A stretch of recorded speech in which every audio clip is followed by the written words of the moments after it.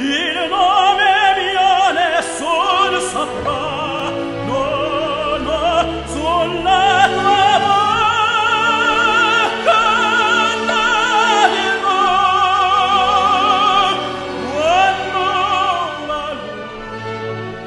Италия жана башка Европа өлкөлөрүнүн чоң сахнасын багындырган алтын үндүн ээси Жеңишбек Ысманов бир катар дүйнөлүк шедеврлерди ийине жеткире аткаргандыгы менен эл оозуна алынган. Тынымсыз эмгектенүүсүнүн аркасы менен ал 2016-жылы дүйнөгө белгилүү Лучано Паваротти атындагы Паваротти Доро сыйлыгына татыган. Мындай сыйлыкка ээ болуу оңой эмес. Андай ийгиликке Леонуччи, Хосе Каррерас, Андреа Бочелли сыяктуу дүйнөгө белгилүү ырчылар гана ээ боло алышкан. Таланттуу ырчы 11 жылдан бери Италиянын Милан шаарында жашап, Европанын ири театрларында келишим менен ырдап келет. Жеңишбектин Италияда жашап калышына анын устаты Улук Мырза Полотов агайы себепкер болгон. Анан Италияга барып эле 1-2 жыл окуп кайра келе болчу эмес болчу мендечи. Себеби дегенде ошол жака барып, ошол жактан тарбия алып, ошол жактан билим алып, үнүмдү дагы өөрчүтүп, өзүнүн вокалдык техникалар деп коет, бул вокалдык школа деп коет. Ошол жактарын өзүндү күчтөтүп, анан ошол жакта кайда жүрбөсөң ошондой учурлар дайым болот. Кайда жүрбөсөң ошо кыргыздын атыны, кыргыздын желегин желбиретсем деген оюм болчу да.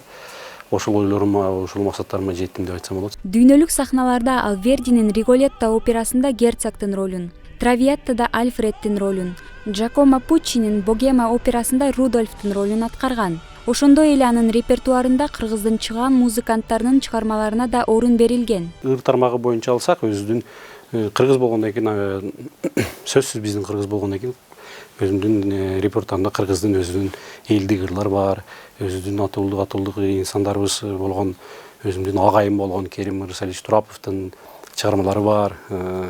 Сиздердин коллегаңыздар биздин деле коллегабыз болуп өтүп кеткен, өзүнүн Жолдубай Кайыповдун Ата менен деген, Энеме деген жакшы ырлар бар. Ошондой болгон менин өзүмдүн репертуарымда чыгармалар көп.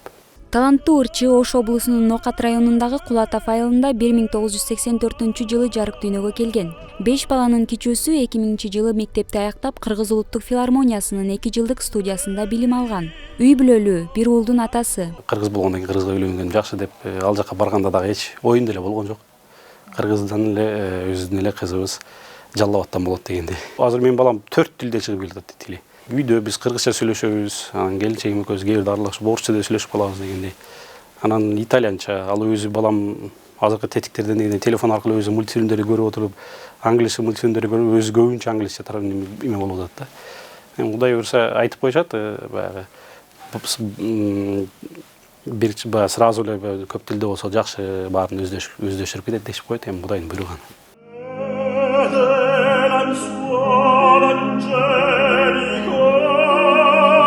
Жеңишбек Ысманов жөн гана өзү дүйнөлүк сахналарга чыгып тим болбостон, Италиядагы таланттарды мекенине алып келип, алардын тажрыйбасын бул жакка жайылтууну көздөп келет. Бул максатта ал 2017-жылы кумири Лучано Павароттинин жубайын Кыргызстанга алып келип, ири концерт уюштурган. Бирок өлкөдөгү аткаминерлер анын бул далаалатына кайдыгер мамиле кылганы зээнин кейиткен. Культурный инвестор болсун деп алып келсем, тилекке каршы ошол кездеги биздин өкмөтүбүз бир да көңүл бурбагандыгы мени аябай кейитти да. Биздин ошол кездеги министрибиз келип калбады. Министрибизге мен ошондо жеке өзүнө чакырууга билет алып барып бергенмин.